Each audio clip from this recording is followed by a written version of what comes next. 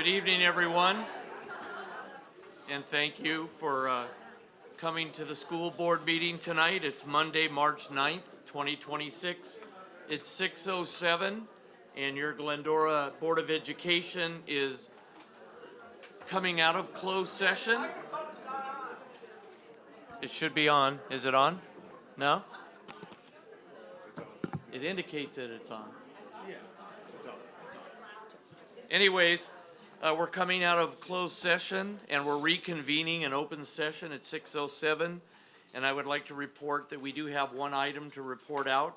Item 2.7, the Glendora Unified Board of Trustees in closed session upon a motion by trustee Kayem, seconded by trustee Lopez, and a vote of 5 yeses, has approved a resolution agreement for student case number X is in X-ray 05. That being said, we will move on to the agenda for the rest of our meeting and have a roll call, please, for tonight. Member Garcia. Present. Board Clerk Cam. Present. Member Munoz. Present. Vice President Lopez. Here. President Clifford. Present. Please note, all in attendance. Next item is our Pledge of Allegiance by Rosa Ramos.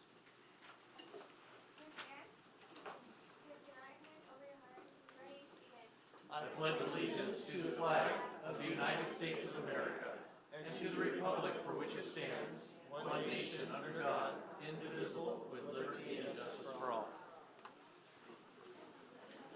Thank you very much. Looks like we have a full house tonight. The next item is adoption of our current agenda. May I have a motion for that, please? All motion. Motion, is there a second? Second. The motion and a second. Any discussion on the agenda? Then we will move forward with the posted agenda. Item 3.6 is a board recognition for the Mission 21 Spaceflight Experiment Team, Patch and Color Contest winners. Dr. DeGrazia. Thank you, Mr. Clifford, President, and members of the board, distinguished guests. Thank you for being here. I'd like to invite up Mrs. Daniela Kent to present our awards to our experiment team for Mission 21, flying up to the space station, hopefully in the spring, maybe early summer, and also our coloring and patch design winners as well this evening. Mrs. Kent. Thank you. Good evening, Dr. DeGrazia and our esteemed members of the board.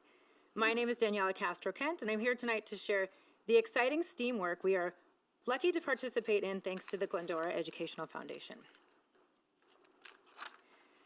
So first, I'm going to introduce the team, provide a quick overview of what Mission 21 is, if any of you are wondering what Mission 21 is, and then announce the coloring contest winners, the mission patch design winners, and then take a photo of everyone together. So our Mission 21 space exploration program is about lactobacillus in space. Now that may sound familiar to you if you are drinking your probiotics, because that's indeed what it is. And I'm going to have the group come up here and explain it in a little bit more detail for you. But our Mission 21 team is comprised of Kiana Tajiki, Rachel Wu, Catherine Vin, and Carrie Rao, led by their fearless leader, Miss Rana El Youssef of the GHS Science Department. I'm going to have them come up here, please. And they're going to explain this in more detail.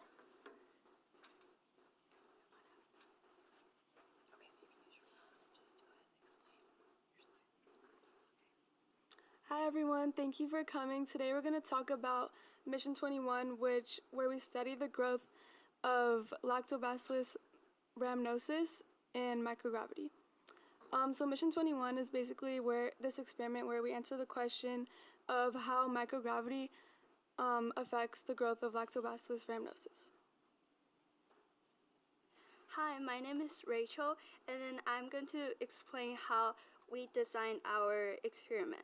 So we're going to use a long tube, which is break up into 3 sections by 2 valves. We're going to put the probiotic powder and the MRS culture broth powder in the first section, and distilled water in the second section, and the formalin in the third section. On day 1, we're going to open the first valve and mix the probiotic and the broth with the water. we'll wait for 2 days to let the probiotic grow. And on day 4, we're going to open the valve 2 to mix the solution with the formalin to terminate the growth of the probiotic. And then the solution is going to ship back to Glendora High School, and then we're going to measure the ppm scales with the experiment we did on Earth. Hi, my name is Carrie Rao. The SSEP stands for the Student Spaceflight Experiments Program. In this program, students who take the course of AP Chemistry get to design original experiments by forming groups with their classmates. It is in partnership with the NCE SSE, and chosen projects are flown to the ISS like ours will be in the coming years. Students study the effects of microgravity on different processes. In our case, we're studying the effects of microgravity on the growth of a probiotic called Lactobacillus rhamnosus. Hi, my name's Catherine Vinn. So I'd like to talk a little bit about how we plan to measure the Lactobacillus rhamnosus. We will be using a meter that measures the concentration of the solution that is shipped back to us in parts per million. And through experiments and data, where we kept solutions consistent, we added more or less lactobacillus. We determined that as there is more lactobacillus, the parts per million reading decreases. And that is because the bacteria consumes food, which makes the concentration go down. So through this, when we get the solution back, we will use the parts per million meter and then measure the concentration of the solution shipped back to us to determine if there is more or less bacteria grown compared to the control experiment we will conduct on Earth.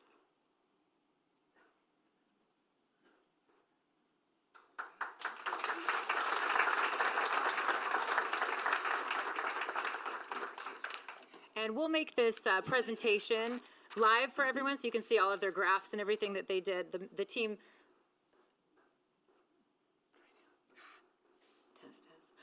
did a great job assembling everything, and we'll make that live so that everyone can see their graphs and everything. So now I will start with our coloring contest winners. And again, I'll make this public so you can see their hard work. Please help me in congratulating the following. We started with the coloring contest for our youngest artists so they could get excited about the STEAM work ahead of them at the high school. So let's congratulate Aislinn Garcia. Go ahead and give her a round of applause. And if you just stand right there, I'll be right with you once we have everyone. Jaden Tran in second grade. And Ajax Lang.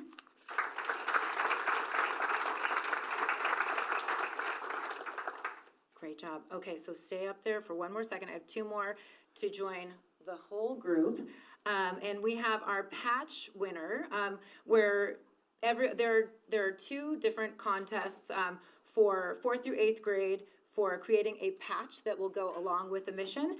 And we have two winners, one in 8th grade, Victoria Fregoso.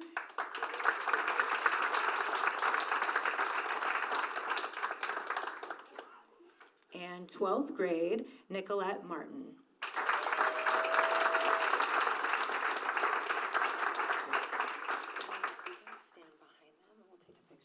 So why don't you guys come in the front right here, like everybody, and we'll all Come on keep this one way. picture. As they're getting ready for the picture, one other important thing to note is we also have the Glendora Education Foundation here this evening. President Daniel Boyer and Executive Director Priti Patel, they fund this project each and every year.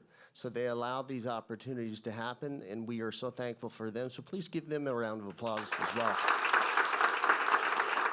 Thank you. All right, picture time, picture time. And Preeti and Daniel, why don't you join the Yes. picture right in here? And the tallest one in the back, ladies, right over here in the front, and just in the circle, right over here in the back. And Daniel and Preeti, why don't you guys each get on one side, and then the small kids in front. And we'll all squeeze together tight and see if we can get this. Hold on, let's get Rana in here. Dr. Prince, yes, I do. Okay. You have to. Ready, everybody, Lucas? The little ones like closer, like. Let's go in the middle. Yeah. There. Thank you, Mrs. Kent. Yeah, there you go. Perfect, all right, everybody looking this way, and big smiles. 1, 2, 3. Excellent. Okay, hang tight, there might be something.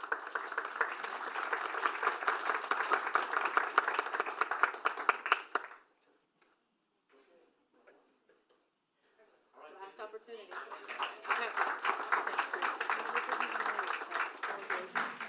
Thank you for that presentation. I'm sure there'll be some comments, but what great students, our future leaders. How exciting, and thank you for your leadership, and so we appreciate that. All right, the next item is public comment, and I had one card in front of, oh, here it is, no. Mike Barron. Yeah, go ahead, I thought, yeah, before they leave, go ahead. Yep, yes. Hang on, Tartans. Sure. Hang on, Tartans. Hang on, 1 second. Go right ahead. Sorry, I wanted to make sure to tell you ladies just how proud we are of you. And I'm assuming you are a team, right? And your project got selected? Yeah, so And there were,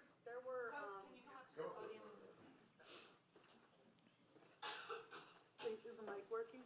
Yeah. Hello? Nope. Hello? 1 second, I think. Not working? Oh. Teacher voice? Teacher voice will work too. Hello? They can hear online, so if you speak into the mic, it should be. Okay.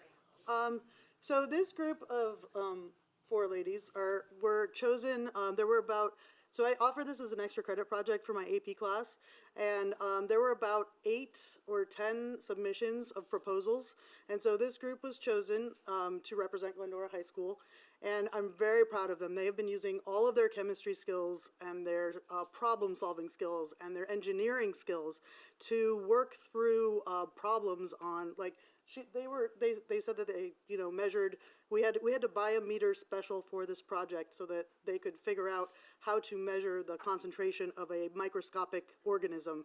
And so they figured out, they did the research, they did the back research to figure out what tools that we could use and how we could manipulate those tools. So they did a fantastic job of using their science abilities and their skills. Like in this past week and a half, they have been kicking butt. And they have done like substantial, this is real science. Like they've been problem solving because they've made up this experiment. They've worked out all the kinks of the experiment. This is real science that's happening. And they have the opportunity, hopefully, to send this to the International Space Station. So I am super proud of them. They are doing a fantastic job. They created a beautiful slideshow. We were not able to get it onto the projector in time, but I was told we'll be able to post it. Because it's beautiful, and they wrote all of their, their prospective work. They had to go through, they had to present it, they had to defend it before it was actually accepted into this elite group. And then they will go into the, well, not they will, but the experiment will go into space. Yep. That would be really exciting. Hold on. Next time. But now that I have you up here, I did want to say thank you for coming back. I'm very proud of you all. But it's worth noting it is Women's History Month, and you are all women. So I am very proud of you, and I want to give you another round of applause for that.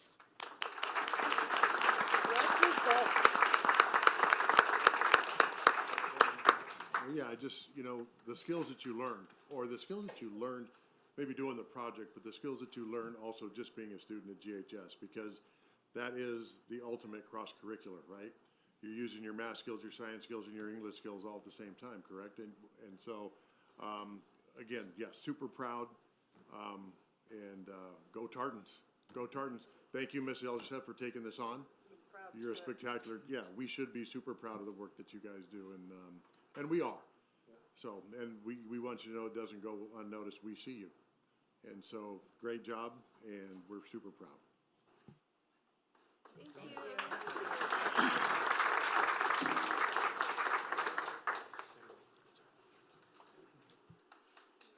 Now you may escape.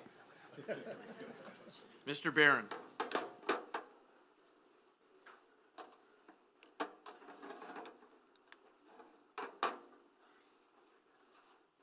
Thank you. Good evening. Last week, the U.S. Supreme Court blocked California's secret transition policies, thereby restoring parents' rights.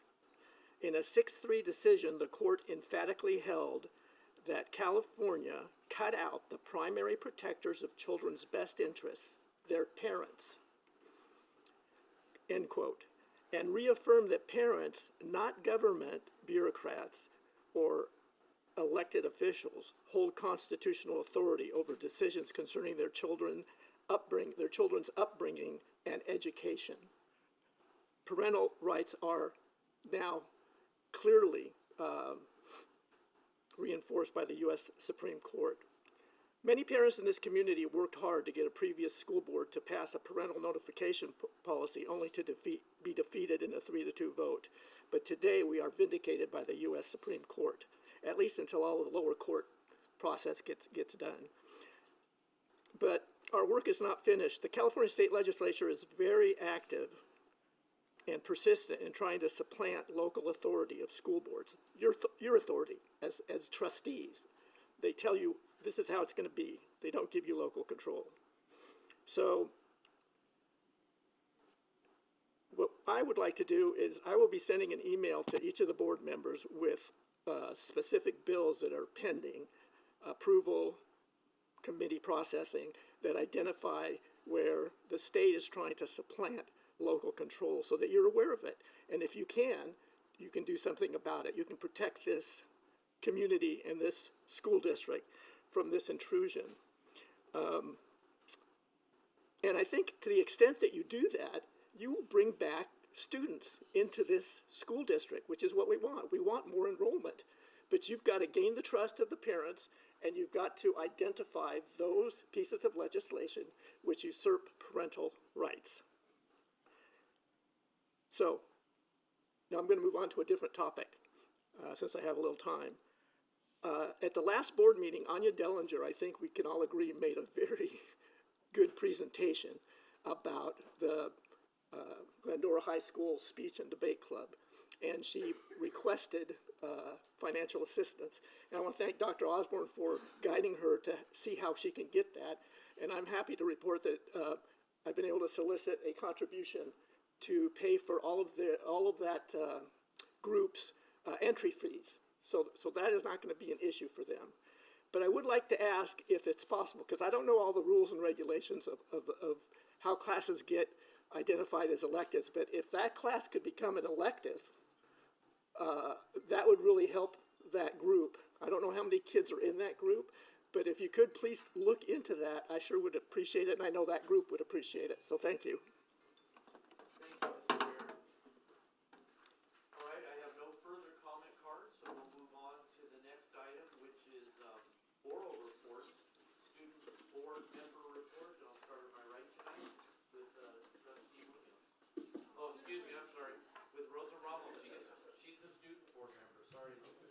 Sorry, Trustee Munoz. I know. Yeah. Okay. La Fetra Elementary. February was a jammed month for La Fetra. Our talent show wrapped up and was a big success. We had strong student participation and family attendance. It was wonderful to see our students share their talents. Parent-teacher conference week was held last week. It was available.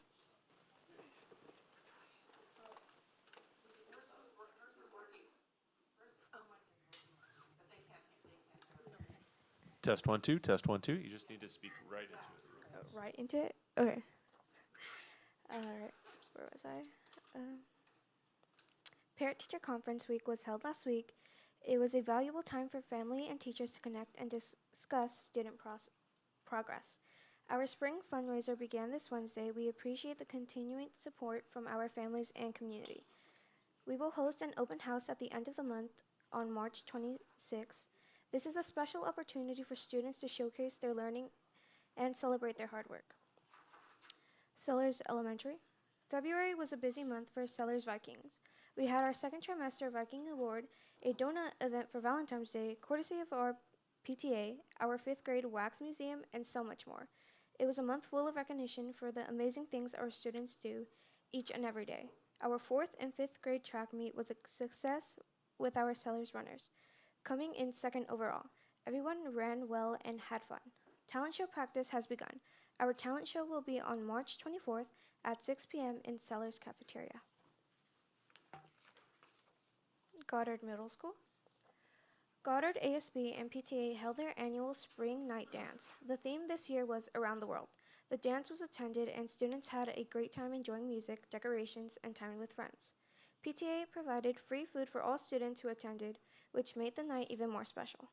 ASB teachers and staff are excited to prepare for an open house on March 19th. This year, Kona Ice will be on campus serving shaved ice for families to enjoy. The art department will host an art exhibit in Miss L. Ray's room to showcase student artwork. Science will hold a science fair in the cafeteria where students will display their projects. The library will also host a book fair during this evening. Robert H. Goddard Day was a blast. Students participated in fun and challenging grade-level activities. 6th graders built water and air-powered rockets. 7th graders were challenged to build alpha rockets and complete successful launches. 8th graders built model rockets with an egg payload. Their goal was to launch their rocket and return it safely to Earth without the egg cracking. It was an exciting day full of teamwork and problem solving. On Tuesday, March 3rd, Goddard held its recognition lunch. Each teacher selected one student to attend in honor of something positive they have done. This special evening celebrates their students for their hard work, kindness, leadership, and improvement. It is a meaningful way to recognize the great things happening on our campus. And lastly, Whitcomb High School. We had a very successful fundraiser on Friday, February 27th, hosted by PTSA. It was the first Paint and Sip event at Whitcomb, and there were many positive comments from those who attended. We also had many people genuinely donate who were unable to attend. We are very grateful for the Glendora community and their support of Whitcomb. The money raised will go to the cost of prom and other activities on campus. Thank you, PTSA. We are 1 week away from the end of the quarter. Students are encouraged to talk to their teachers to make sure they are passing their classes.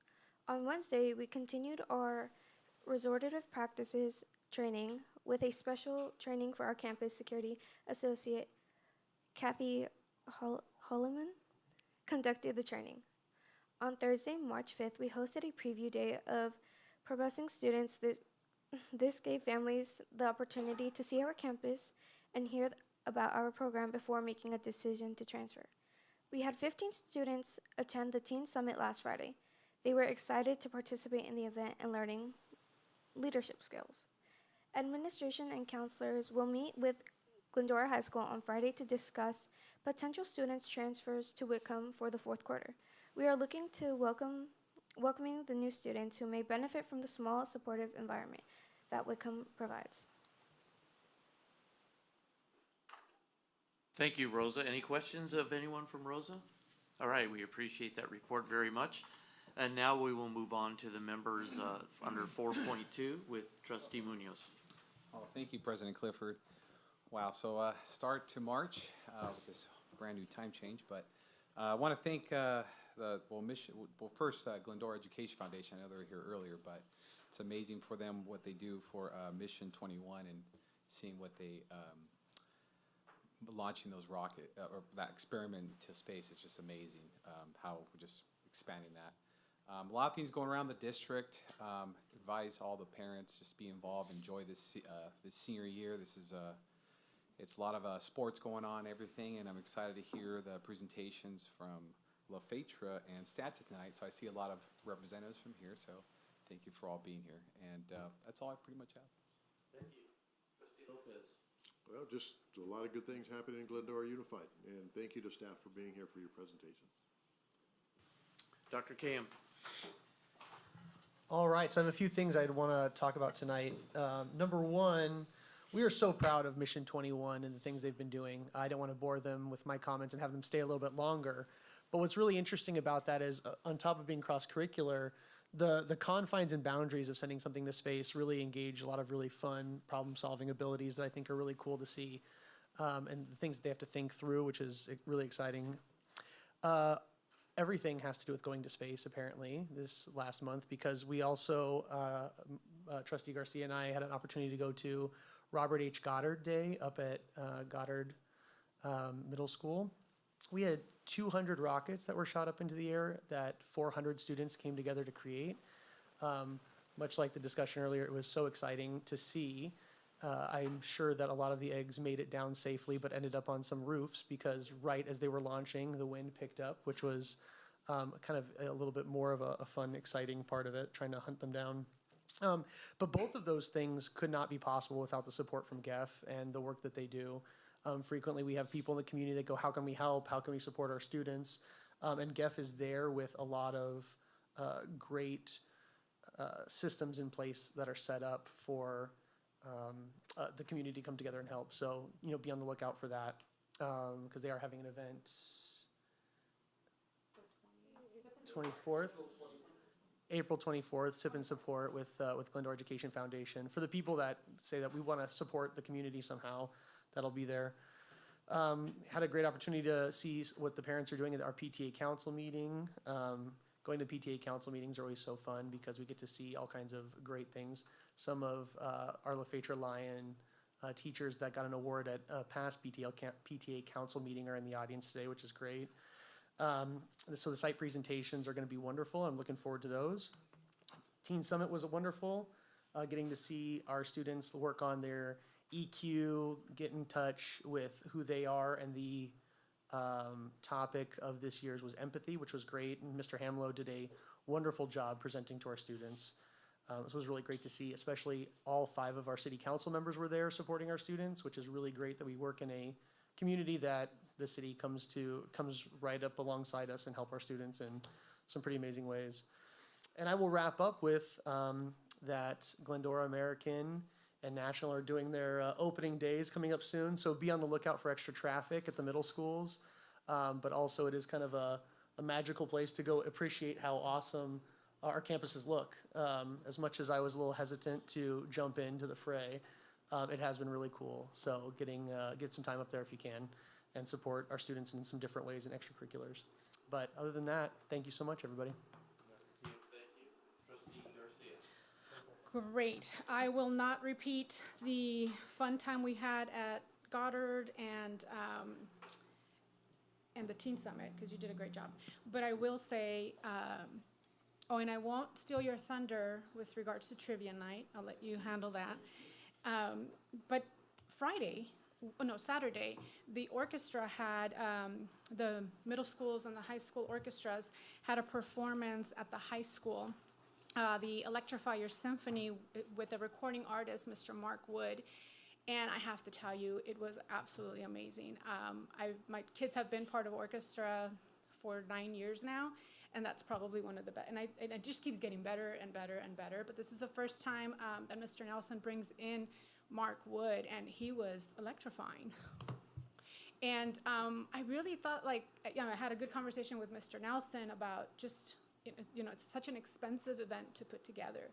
And it's possible because of the parents and the community, the sponsorships and the boosters who do an incredible job of raising funds, and the parents who want to see their kids perform. So they just pull together and put together these types of events. So I just wanted to say a special shout out, a special thank you to all the parents who are so invested in their children's, academics and extracurriculars, and in this case, their love of music, that they go above and beyond to support their students, and in that way support all our students so that we are able to have those type of events. Thank you for continuing to do that.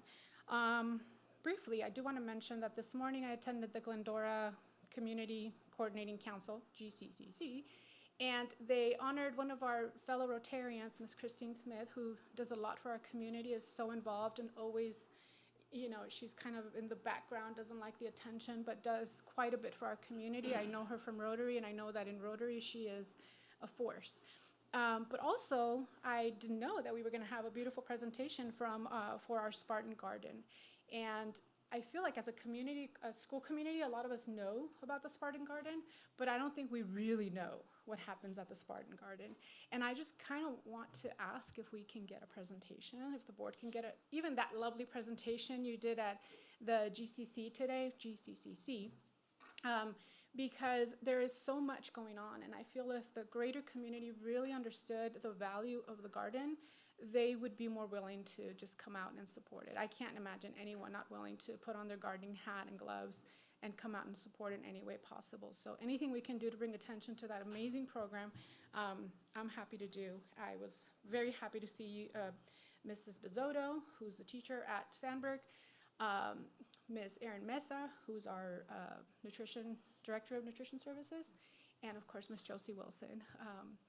It was great, and I was so happy to see them. So hopefully, as a board, we can enjoy a presentation soon, and I think that's all I have. Yeah. Then we're not, do we have another meeting this month? Yes, we do. I was gonna say happy spring break, but no, say that. Thank you to be brief, I won't repeat. There were a lot of, in Glendora, between the city and the school board, there's something that you could do almost every night. That's the wonderful thing about Glendora, if you ever get bored. We had a PTA dinner that had we had the principals and the PTA leads and their awards given out. It was a really nice time downtown. That was something. We had the trivia night where we had, Dominic will talk about it, but we had a school board team or a school team that did trivia. I had a company team there. It was just a fantastic night. It's something that's been going on for years. It started at, I think, Azusa Pacific. It used to be in the auditorium there. It's migrated its way to the Foothill Christian School auditorium, but it was just a bunch of Glendorans together having fun with trivia, which was a great time. Dr. DeGrazia, will you please mention in your comments the specifics about the Thursday Sandberg presentation that we're going to be going about that, so I don't have to do it. Dr. KM talked about the joint use of our fields and schools during baseball season, just like soccer, American League and National League. All the leagues are going now, and you'll see some activity at Sutherland also through the Glendora Bulldogs, but all of our little babies and young people are going to be playing baseball, interacting. So our campuses are busy during the day, then they get busy in the afternoon with practice, and they're busy on Saturdays and Sundays right now. So just there's always something to do in Glendora.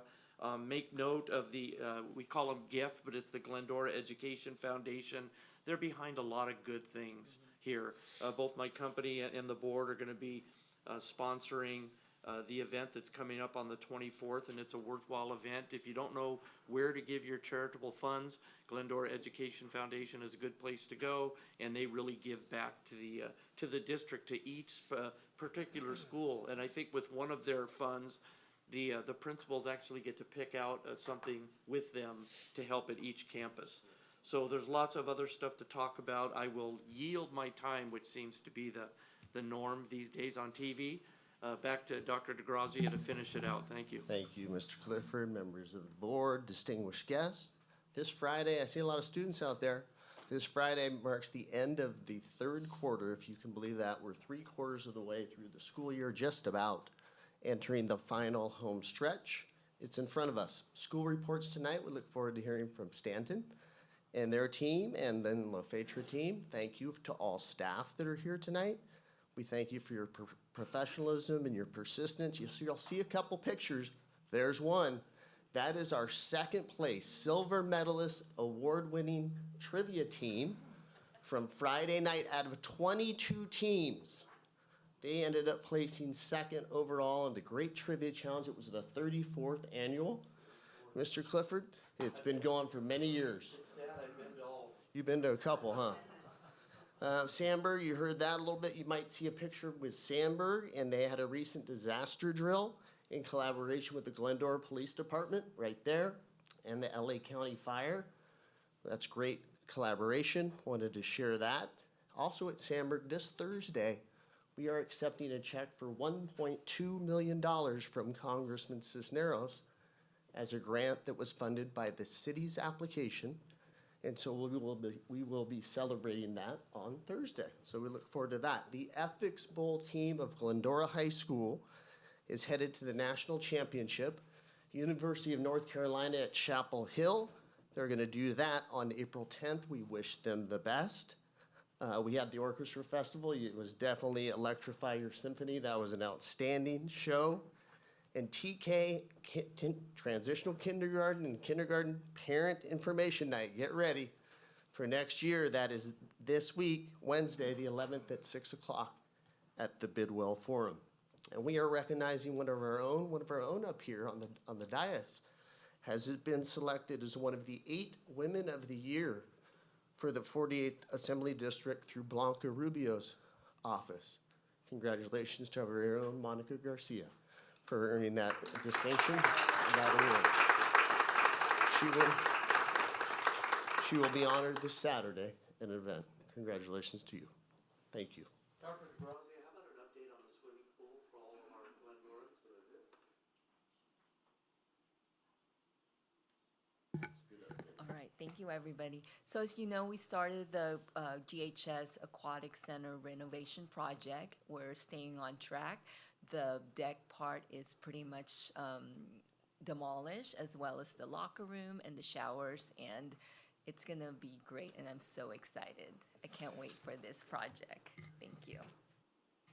Thank you very much, and congratulations, Trustee Garcia, on your award.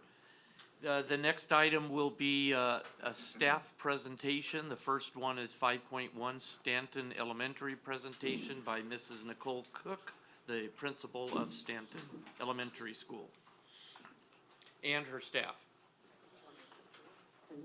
Oh, it works.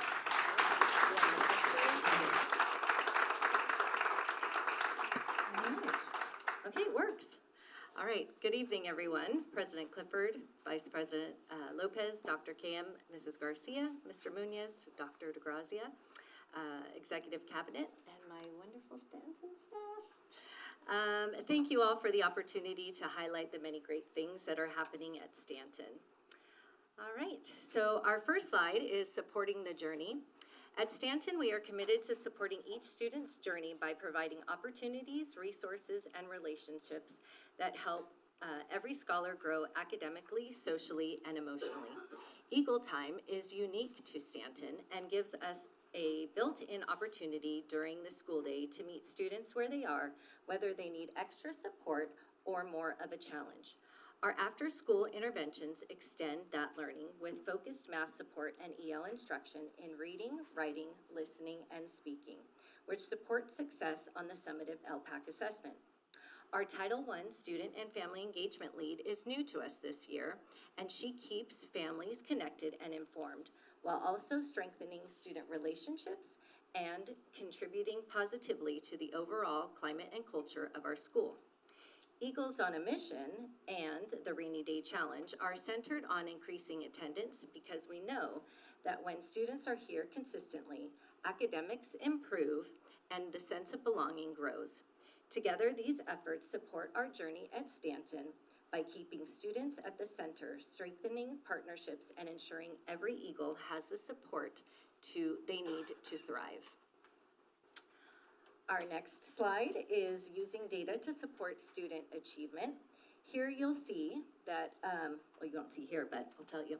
Overall, our ELA and math scores remain steady from the previous school year. In ELA, we moved from 43.43% in 2024 to 43.23% in 2025. And in math, we saw a slight increase from 37.15 to 37.68. When we break the data down by grade level, there are several bright spots to be celebrated. Both 3rd and 5th grade demonstrated significant growth last year. This information helps guide our next steps, including continuing our Eagle Time and our after-school math skills class. It also allows us to closely monitor next year's 5th grade students so we can determine how best to continue supporting their needs. 3rd grade increased by 12% in EL proficiency, and 5th grade increased by 8% in ELA. In math, both grade levels saw about a 3% increase. This grade level growth gives us valuable insight during our collaborative meetings. It allows teams to focus on effective instruction strategies, share best practices, and team from what's working, so we can continue strengthening outcomes across all grade levels. Our next slide is using data to support student engagement, AKA our gas gauges here. When we look at our student engagement data, there are some positive trends to highlight. Our chronic absenteeism rate was at 11.3%, and while we remain in the yellow category, we've seen a significant decline of 7.9%, showing improvement in attendance. Our suspension rate is in the green at 1.1%, with a slight decrease of 0.4%, reflecting strong behavior supports and positive school climate. Additionally, 54.8% of our English learners made progress on their summative LPAC assessment, an increase of 6.5%, which speaks to the effectiveness of our instructional supports. Overall, this data shows steady growth in attendance, behavior, and EL academic progress. All right, when comparing 24-25 to 23-24 data, we see clear growth in several key areas. For our white subgroup, chronic absenteeism improved from yellow to green, suspension rate improved from orange to green, ELA increased from orange to blue, and math improved from yellow to green, showing showing strong overall progress. For our English learners, English learner progress moved from orange to green, and suspension rate improved from yellow to blue, reflecting significant growth in both academic progress and behavior outcomes. As a school-wide trend, suspension rates improved from orange to green for all students, and while chronic absenteeism remains in yellow overall, multiple subgroups, including white students, showed measurable improvement. Overall, this reflects positive momentum in attendance, behavior, and academic performance. All right, that's me supporting our school story.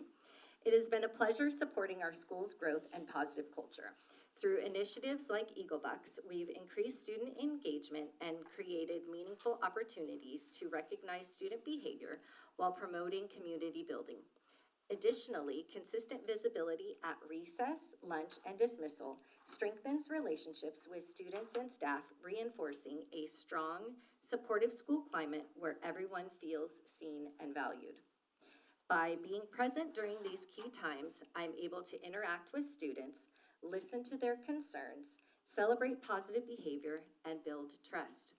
This visibility also allows me to connect with staff, provide support, and model positive interactions, which helps foster a welcoming environment and strengthens the sense of community across our school.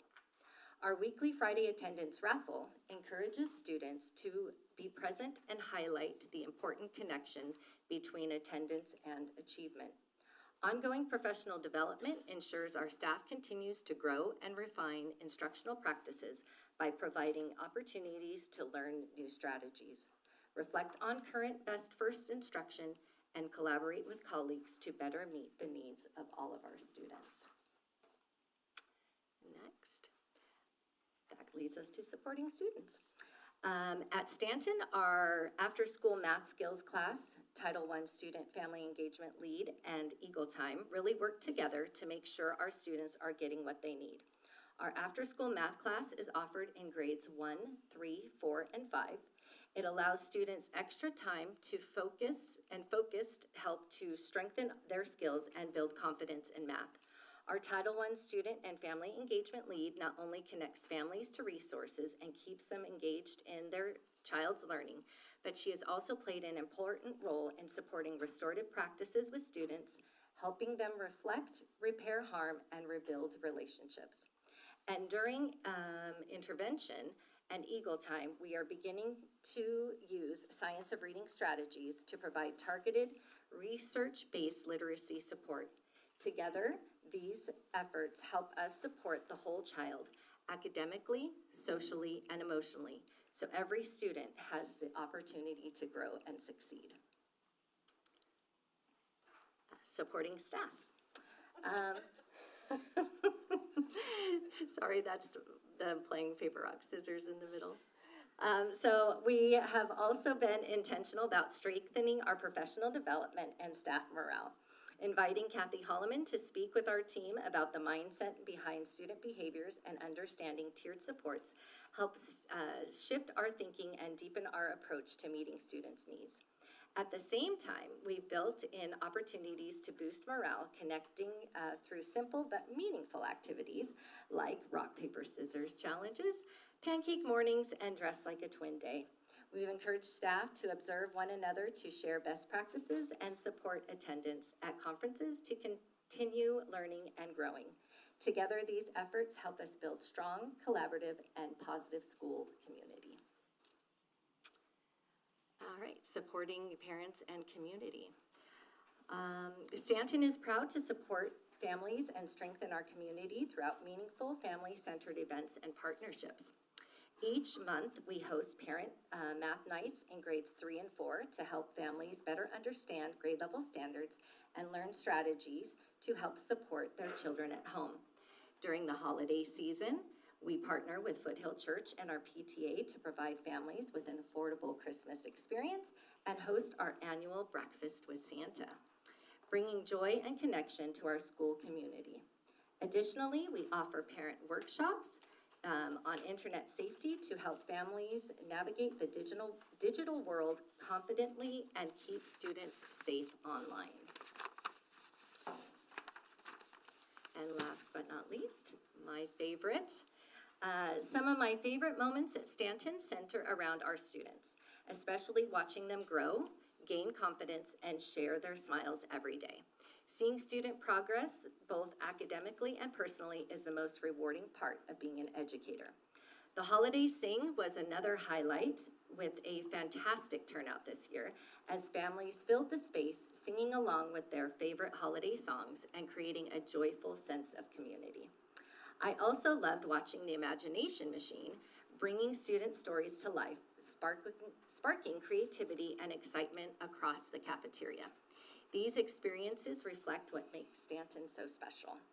A place where students are not only learning, but also building the confidence, creativity, and a strong sense of belonging.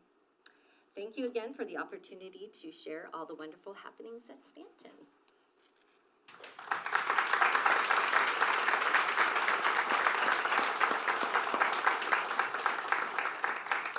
Thank you. If you're a Stanton Eagle in the house, please stand up so we can applaud you also. Thank you.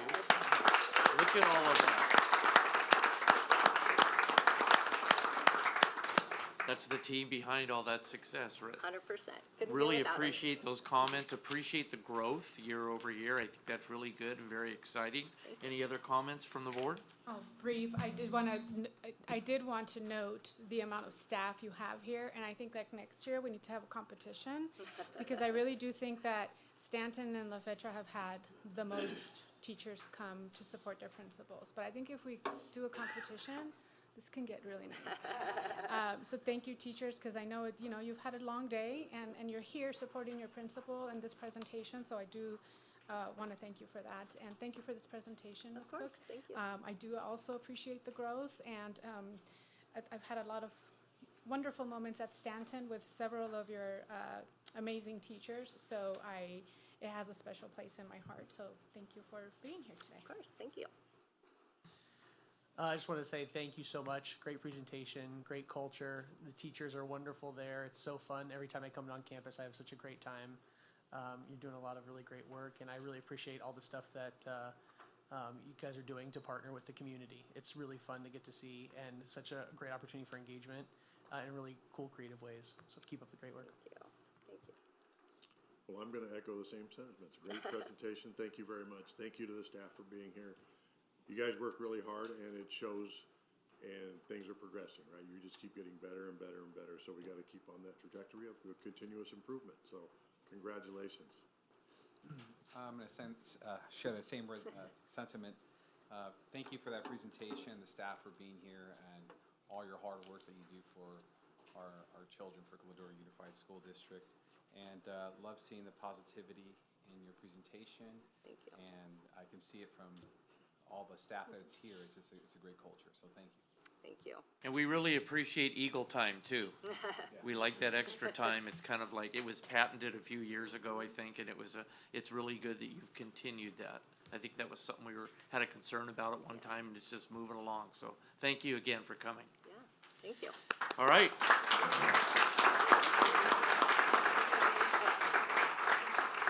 Not to be outdone, 5.2 is another fine presentation by LaFetra Elementary and Principal Mrs. Katie Green. All right, okay, it's on. Thank you, President Clifford, Board of Trustees, Dr. DeGrazia, Executive Board. I'm excited to be here. Just like Monica Garcia said, thank you to my staff. This has been a long day, and they're still here, and I truly, truly appreciate all of them for being here. I am grateful to be here tonight, and I'm excited to share with you about LaFetra, where we've come from, and where we are going. Oh, you're here? Okay. She's clicking for me because I'm holding this. So, all right. So last year when I left, I had a lot of goals and areas where I wanted to see our campus continue to grow. As I entered my third year as principal, I spent time reflecting on where we were as a school and where I believed we could improve. I do want to start by saying I have amazing teachers, and we were already doing a lot of this, but I do believe in improvement, and we can always improve. Over the past year, we have focused intentionally on these areas, and I'm excited to share the progress we have made. Today, I'll walk you through the data that shows our growth, the steps our staff and students took to get us there, and the impact it has made on our campus. It is especially exciting to tell the story of LaFetra through both numbers and experiences, because while the data is important, my staff always reminds me the stories behind that progress is truly reflective of what is happening on our campus. And finally, at the end, I want to share what the future will look like at LaFetra, including the goals we are going to continue to work toward. All right, I'd like to briefly highlight how our data reflects growth in student achievement this past year. This slide compares our 23-24 school year with our 24-25 school year achievement data in ELA and math. And overall, we are seeing encouraging growth across several performance levels. Starting with English Language Arts, overall students meeting or exceeding the standards increased slightly from 63% to 64%, showing steady progress in our core instruction.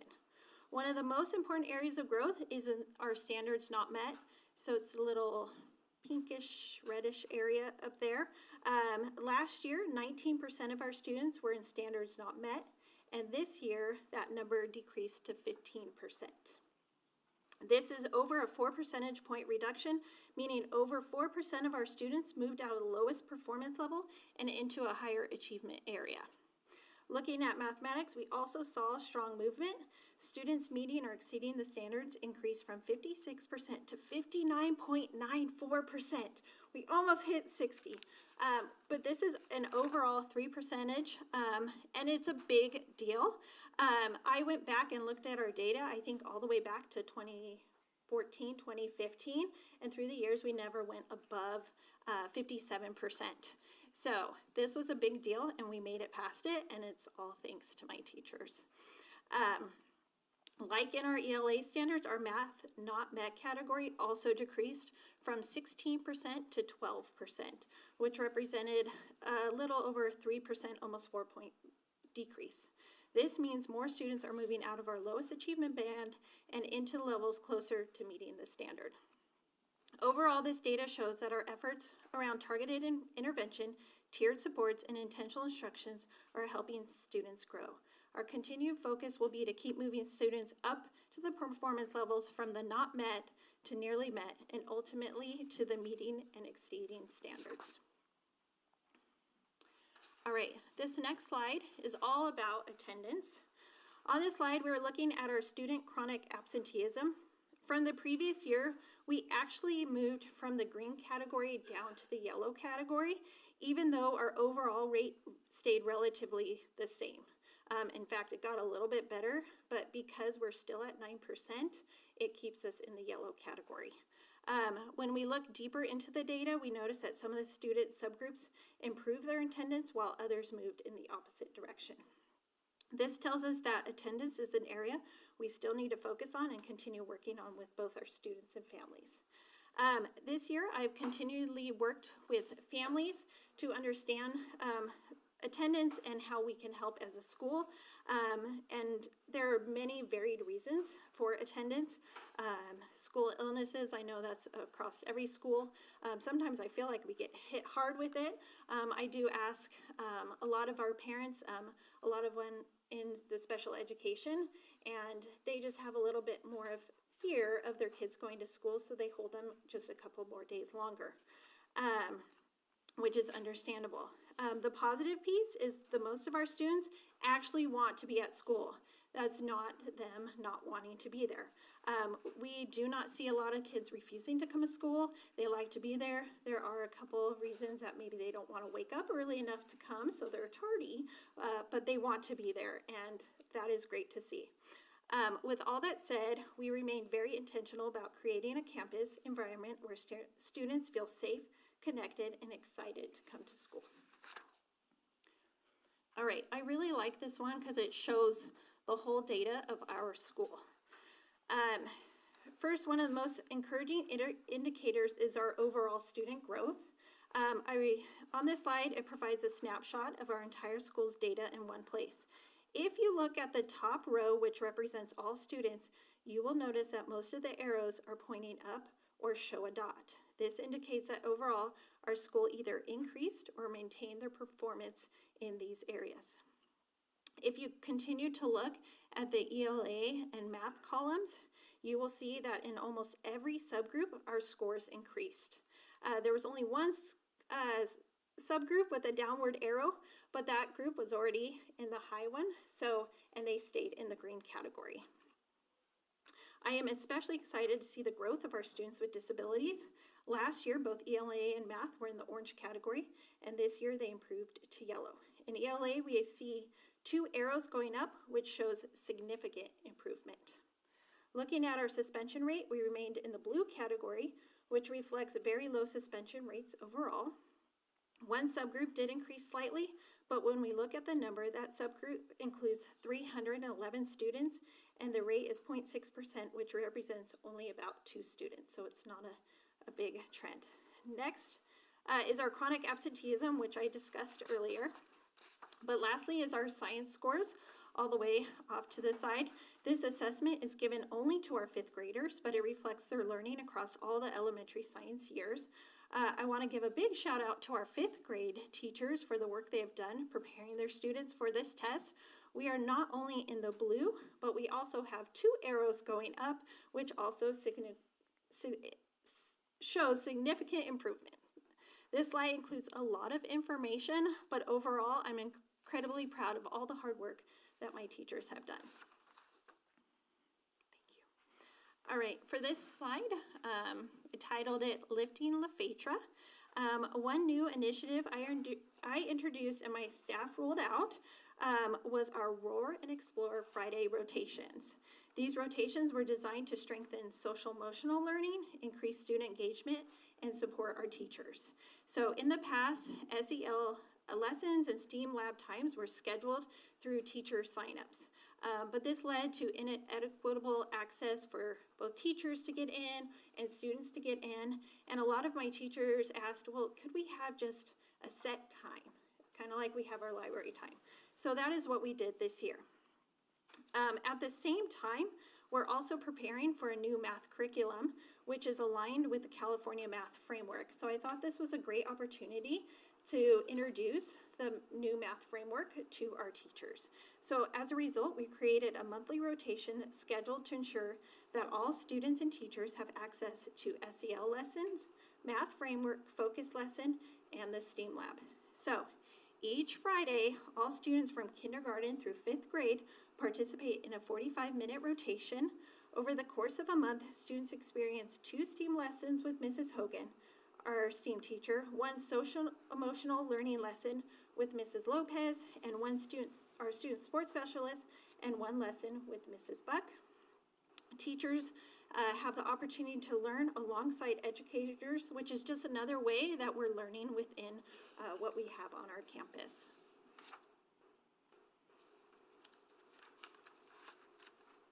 All right, supporting students. I want to start with my teachers. At La Phaedra, we support students in many ways, and it starts with our teachers. They support them academically, socially, emotionally, and behaviorally. In the classroom, our teachers provide interventions, tiered supports to meet students where they are and help them grow.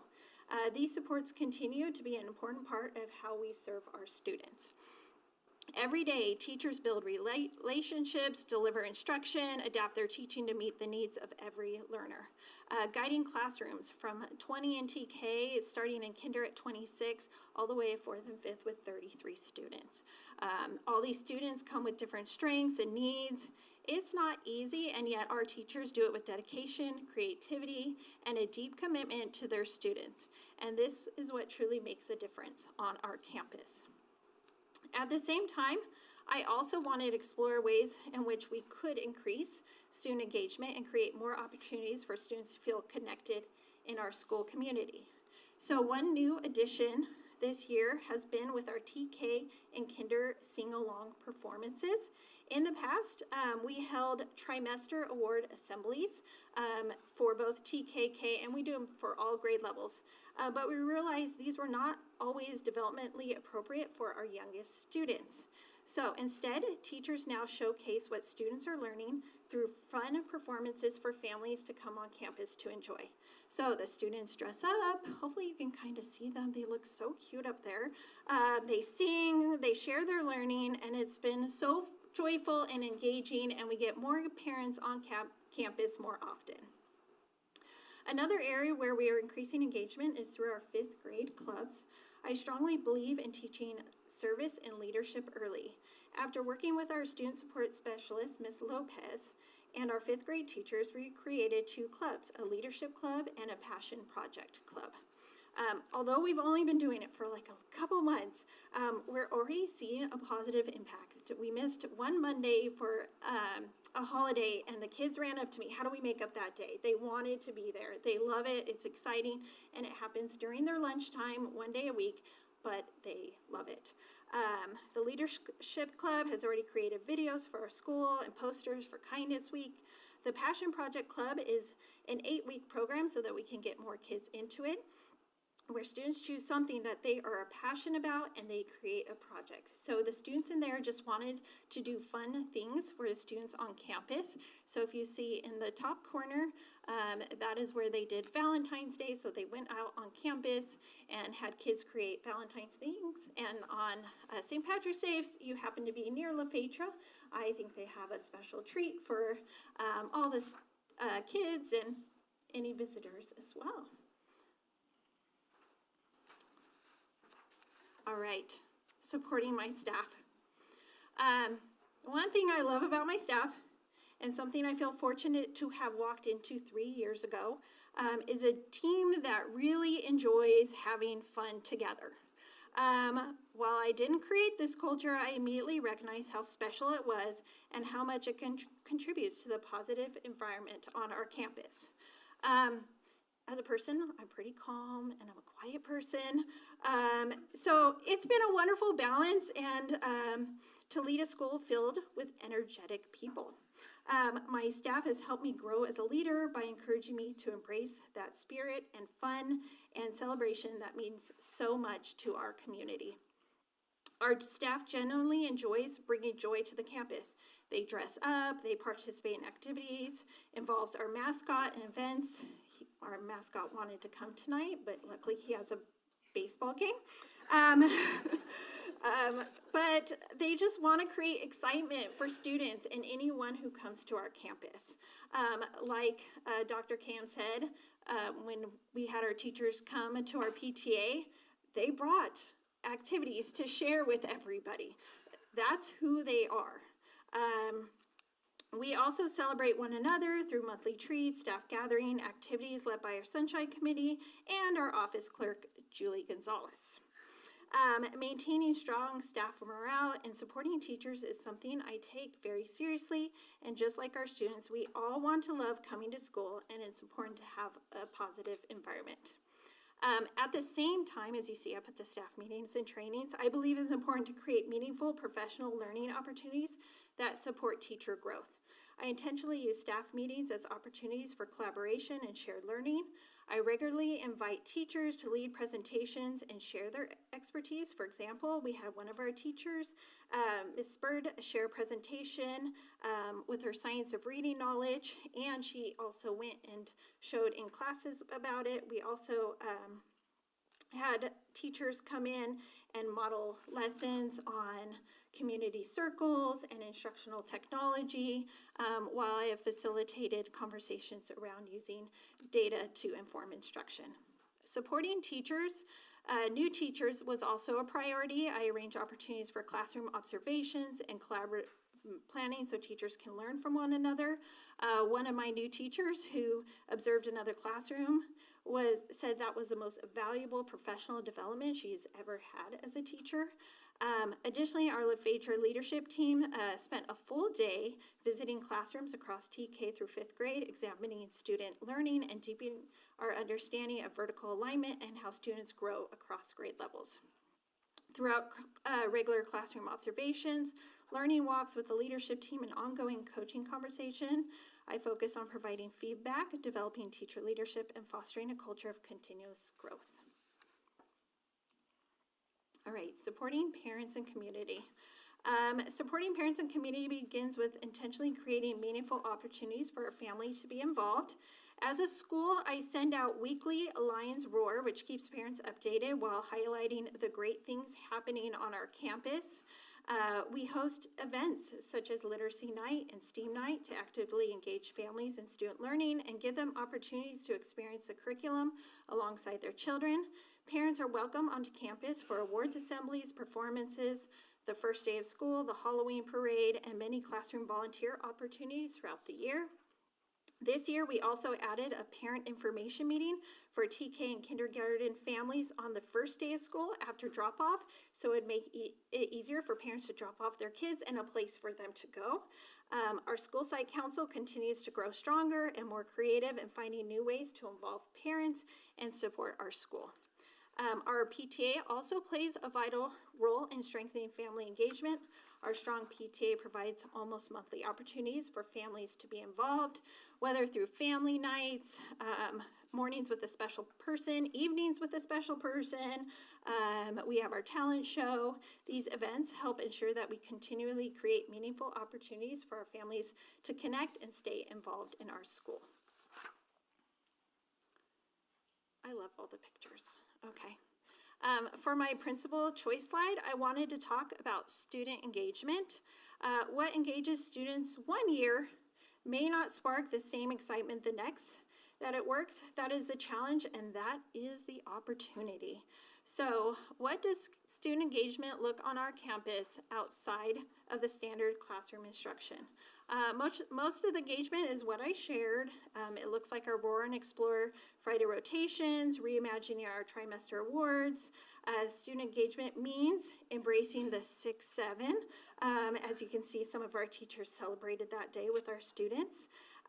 Student engagement includes getting our students actively involved where we can, especially in our cultural celebrations, where they see their identities and where they can join in and appreciate the other cultures as well.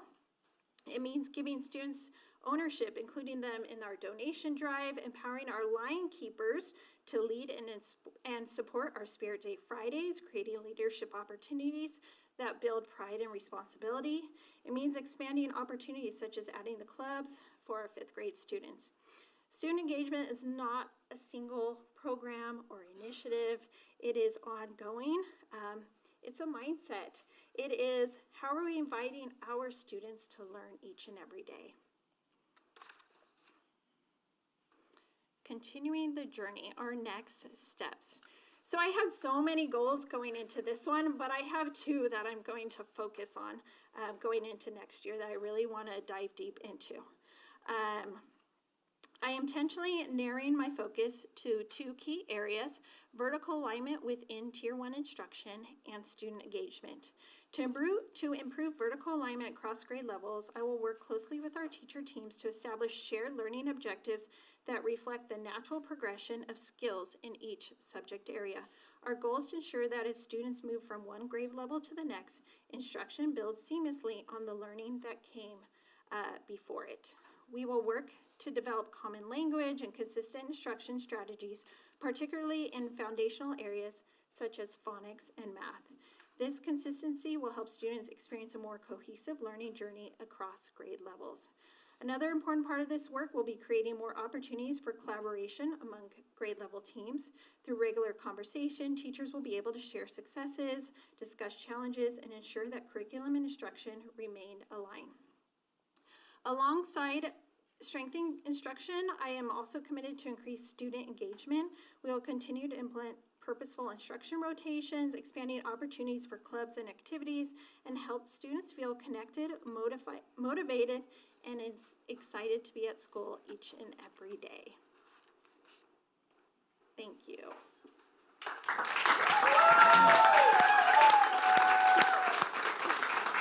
Thank you, and if all you Lions could stand up so we could acknowledge you, and look at that, another good showing. Thank you.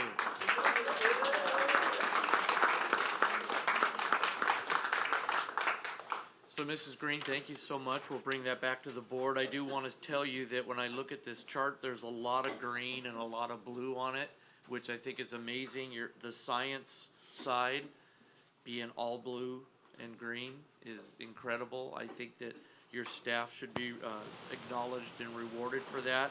And you're darn near, I guess next year we expect it to be all green and blue because it's pretty close, right? It is pretty close. It's pretty darn close. So thank you for all that, and thank you for the way you engage our community. And I'll turn it over to the rest of the board. I just have a quick comment that I think is really cool that you didn't give yourself all the flowers you deserve in some of these things. So looking at the data to support student achievement, if I'm reading this correctly, which President Clifford has showed me is not always the case, but I think on this one's pretty simple. On ELA, you talked about the drop on standard not met from 19.38 down to 15.21. And I think a lot of times we spend our time thinking about who needs the most support, which is really great. But on top of that, with that graph, your standard level exceeded, went from 34.95 up to 38.19, which is really exciting too, that we're not only seeing students coming up from our lower tiers, but we're seeing students that are at the top level really excelling and moving into that top area, which is so cool. So I wanted to make sure I pointed out that you didn't give yourself flowers on that or take a bow, or your teachers that you guys didn't do that. I mean, that's really exciting to see. So keep up the great work, and we really appreciate everything you're doing. Thank you. Thank you for a lovely presentation, and again to all the staff for being here to support you. Again, it says a lot about the culture you've built on your campus and the respect they have for you to be here to support you.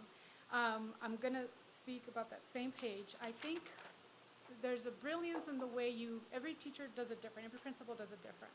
And our eyes automatically go to the blue and the green. Both of these trustees mentioned the blue and the green.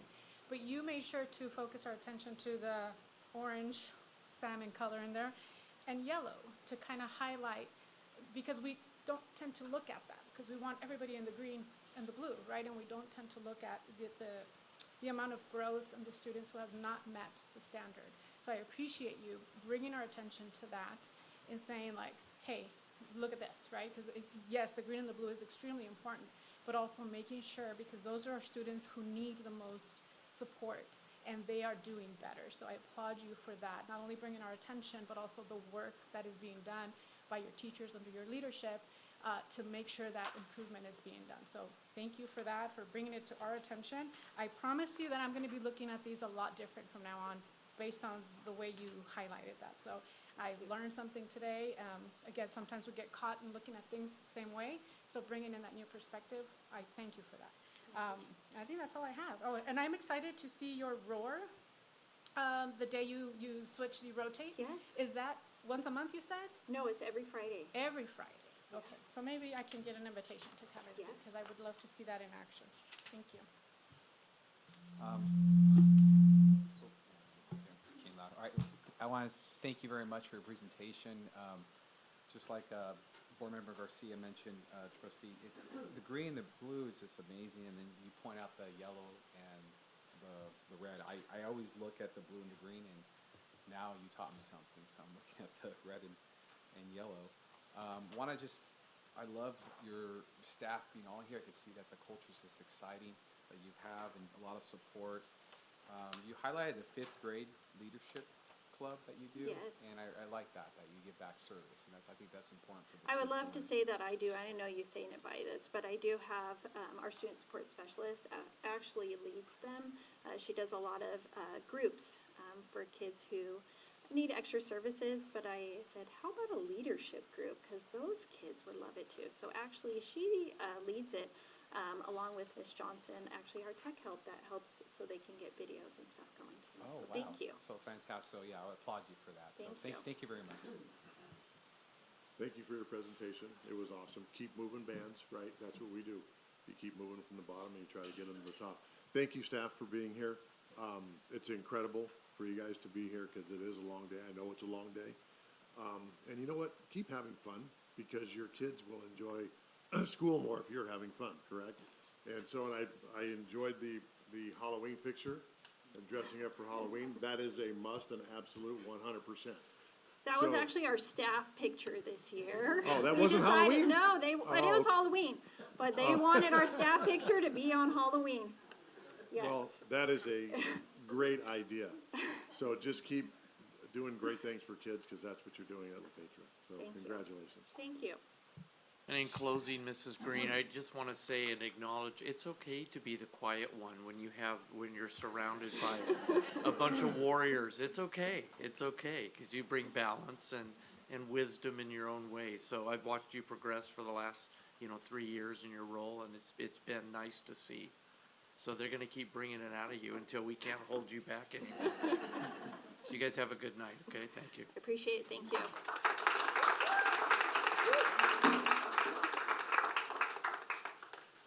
Okay, our next item. Oh, cool. Oh, look at you.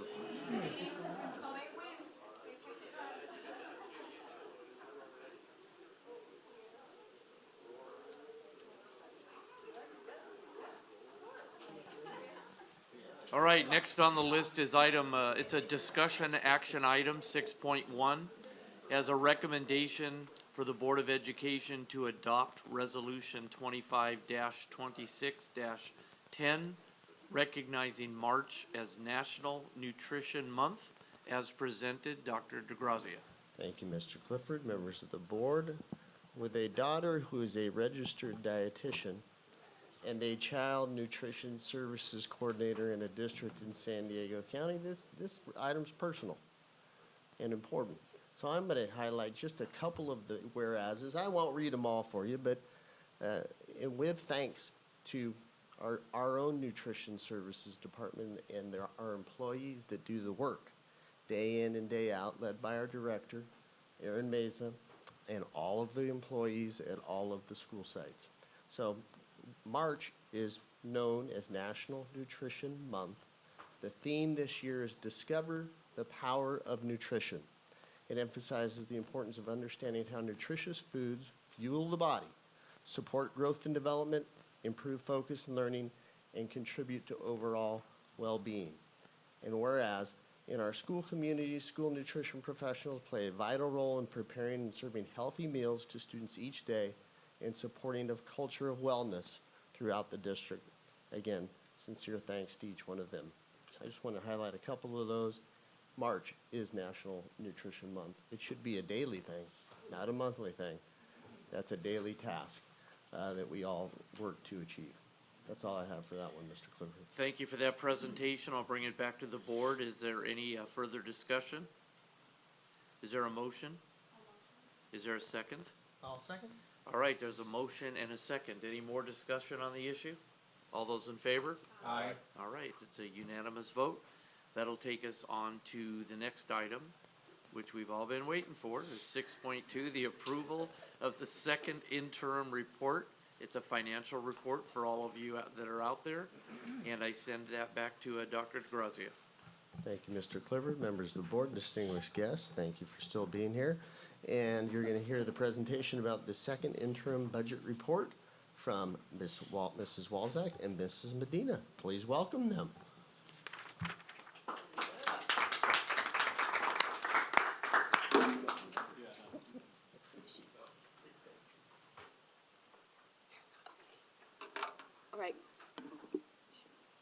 Good evening, President Clifford, board members, and Dr. DeGracia. Tonight, Araceli Medina, our Director of Fiscal Services, and I are presenting the 2025-26 Second Interim Financial Report.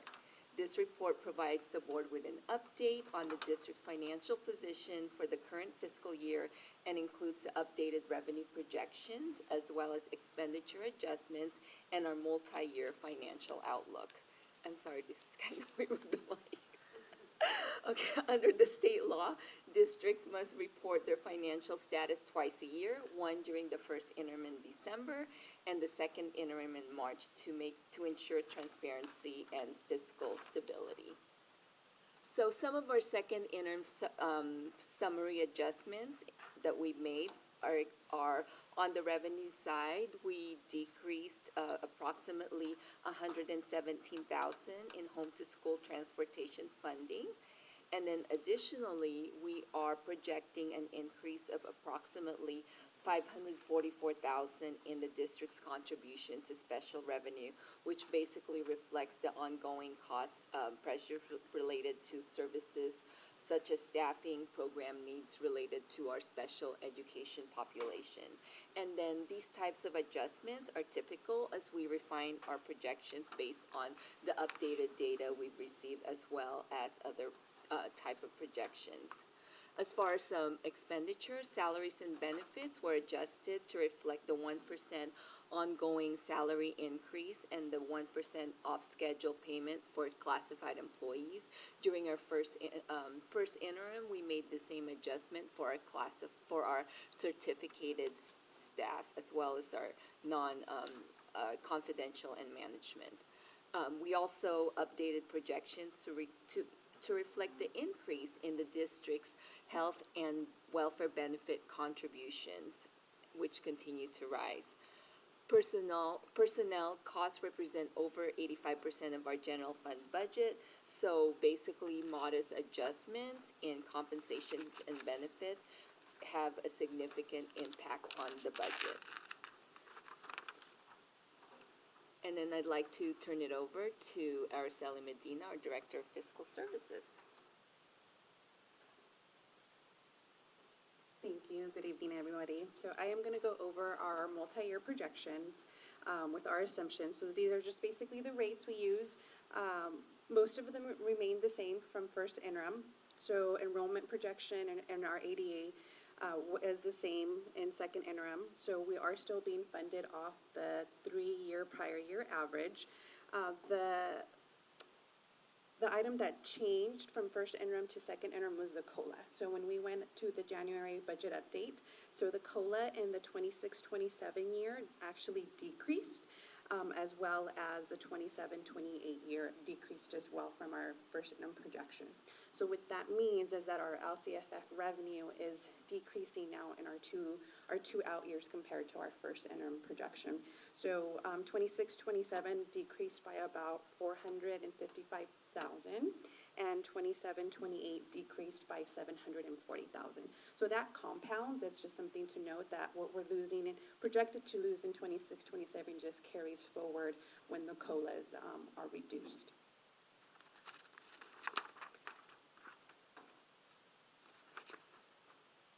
So the next slide just represents the statutory benefits that we use to calculate our salary and benefits.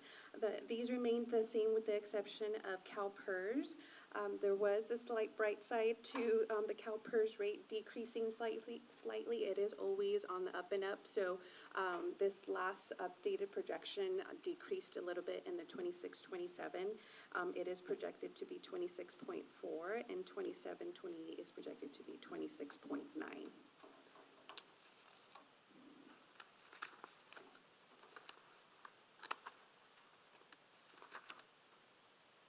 So this slide represents our unrestricted general fund balance. So we started 25-26 with a beginning balance of $17.4 million.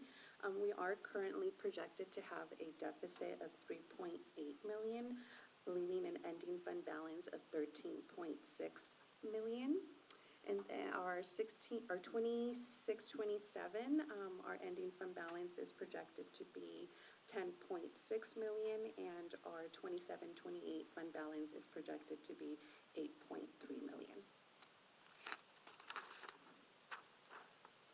So the next slide just represents the components of our unrestricted general fund ending fund balance, which is just made up of our non-spendable, which is just a small amount for our revolving cash and stores. The assigned is our unrestricted lottery, and then we have our required reserve for economic uncertainties, which is 3%. We have our additional board required 3%. So the remainder is the unassigned. So that is what makes up our total unrestricted general fund ending fund balance.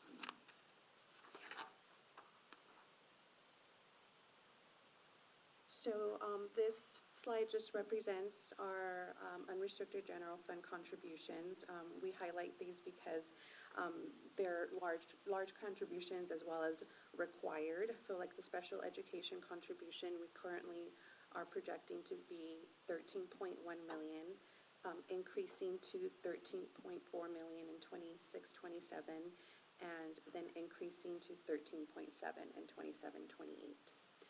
Routine restricted maintenance is another contribution we make. We are required to make 3% of general fund expenditures into our ongoing facility maintenance. So we are currently meeting on this requirement by contributing 3% of our general fund expenditures into our routine restricted maintenance.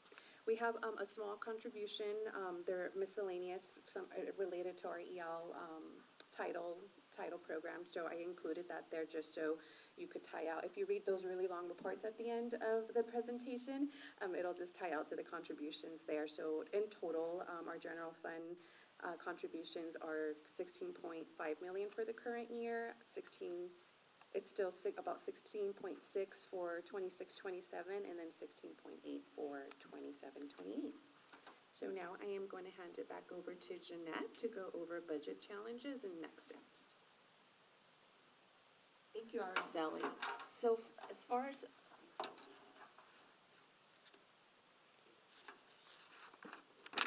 some of our budget challenges continues to be the declining enrollment. As we mentioned before, many districts across California continue experience declining student enrollment, driven basically by lower birth rates, housing affordability, and the migration patterns that we're currently experiencing. And because LCFF funding is largely based on ADA, declining enrollment definitely reduces our revenue. So this next one is rising personnel costs. Personnel costs represent 85% of our budget, with salary increases, health and welfare benefit costs, as well as step and column adjustment. And also another component is the substitute and staffing shortages. These increases in personnel costs outpace the LCFF COLA adjustments that we get every year. We also continue to have the STRS and spurs, even though it hasn't increased significantly in the last few years. But if we were to compare it from 10 years ago, it's definitely significantly higher. And then, as we mentioned earlier, special education costs continue to increase. We continue the population continue to grow faster than the funding. And then with higher students requiring services, staffing shortages, and a lot of compliance requirements. And then again, the inflation costs, and as well as facilities and deferred maintenance. Okay. So district certification. Our district is certifying our second interim as positive, which means that we could sustain for the next 2 years, and that we'll be able to meet our financial obligation for the current year and the next 2 subsequent fiscal years. And also our projected ending fund balance remains above the 3% reserve. This reflects the district's continued commitment to responsible financial management. What are our next steps? So our next step is submitting our second interim report to LACO for review. It's due on Monday, March 16th. And then we then have to prepare our P2 ADA report, which is due in April, and that will finalize our enrollment-based funding. A lot of our funding, grant fundings are based on ADA, so that will be usually based on P2. And then in May, the governor will be releasing his 2026-27 May revise, which will give us a better idea of what 26-27 will look like, as well as the 27-28. Our budget hearing for the district for 26-27 will be held on June 23rd. And that concludes our presentation. I wanted to thank our fiscal services team, Arcel and Medina, and the rest of our team for their continued work and monitoring of the district's finances. And of course, our Board of Trustees for your continued support and collaboration, and Dr. DeGracia's Executive Cabinet, and the rest of our team and site administrators. We appreciate you all very much. And now we are happy to answer any questions the board may have. And Araceli, come on up. Thank you for that presentation. We'll bring it back to the board. Any questions of that? I just thank you for your presentation and for being so concise.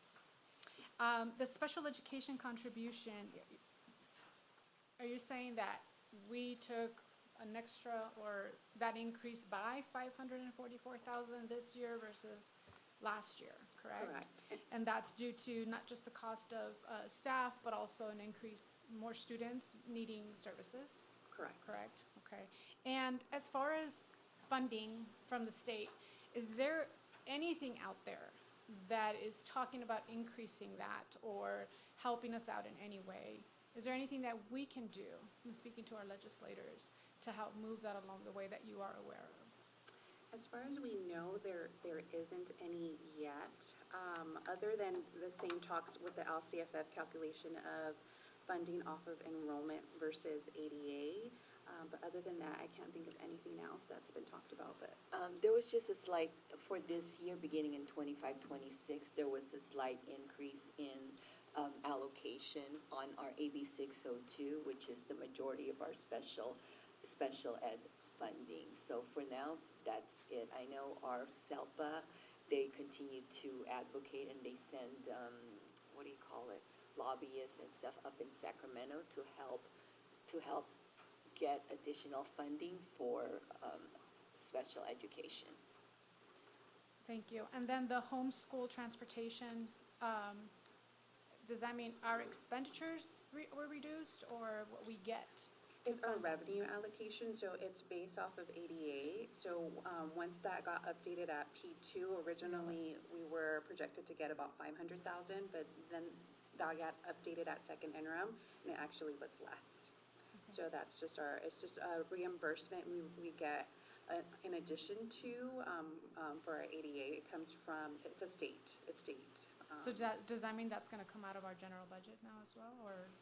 So what that means is overall, our overall revenue declined a little bit, but in regards to special education, there were a couple things that contributed to that 544. One is how we mentioned, just the increased cost.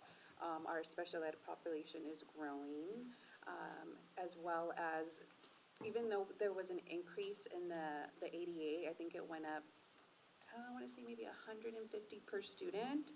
Overall, because of our population and students that we have, not only here at our district that we service, but that actually also go to other districts, and we have to pay for those services through the provider program, the net effect actually decreased our revenue by 200,000. So even though that number rose, all the other items that are increasing are not keeping up with the increase in ADA that we got. So it's just not keeping up with the increased cost, yeah. Well, that's lovely. Yeah. All right, thank you. I just want to thank you too for the presentation. Very concise. I took a class when we went to Sacramento, and so I understand it totally what you're saying. And I just want the community to know that, not only do we reserve 3% for economic uncertainties, but the previous board also puts away an additional 3% for that. So I'm happy that you documented all that in there. Thank you very much. I just want all the constituents out there to know that not only are we responsible to make sure this stays positive, but as you see the trend of the declining enrollment and the structural deficit, it's our job to make policy recommendations to fix that deficit. And we're working on, it's a, what's it called, a fiscal responsibility plan? It's a stabilization. Technically, it's not a fiscal stabilization, because once, the fiscal stabilization means you're not meeting your 3%. Right. So we reworded it to a budget reduction That's plan. a budget, I knew it had another name. Yeah. But that budget reduction plan, and, you know, we're gonna roll that out soon to show what we're doing to fix that. It's attainable and it's reasonable, but, you know, as the district declines, we have to figure out innovative ways to either get the district to not decline or to make sure the district fits the size of the declining enrollment. And I think there's ways to do that positively here, in Glendora. The board's working on it. And, I think that as you submit this to LACO and the other entities, they look at it, they say, we see positive light at the end of the tunnel, which is all good, and you can expect the fact that we are going to work with that. As the trustee said, we have extra reserve money that we put aside to make sure that we can take care of that. And I think that as we move in the future, you'll see some positive trends in that budget. So we appreciate you guys holding us accountable for that too. Thank you. Anything else? All right, thank you. Thank you for that presentation. We'll bring it back to the board then. The recommended action is for the Board of Education to approve the second interim report as presented. Is there a motion? So moved. There's a motion and a second. Is there any further discussion on that issue? All those in favor? Aye.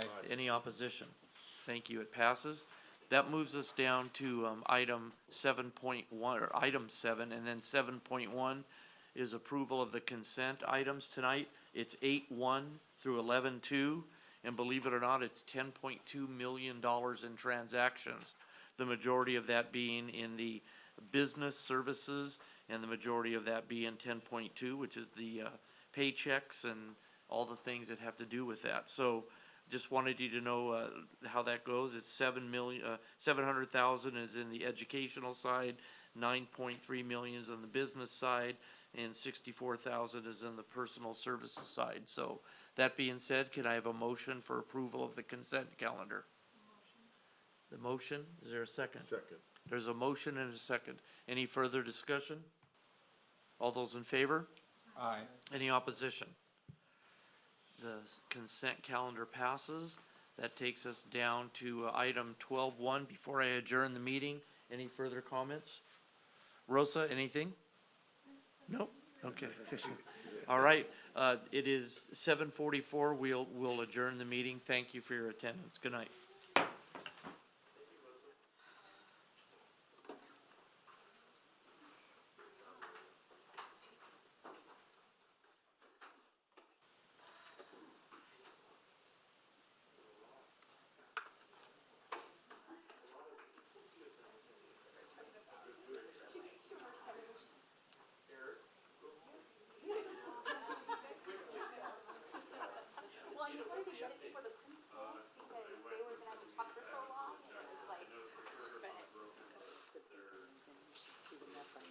You don't want to see the mess.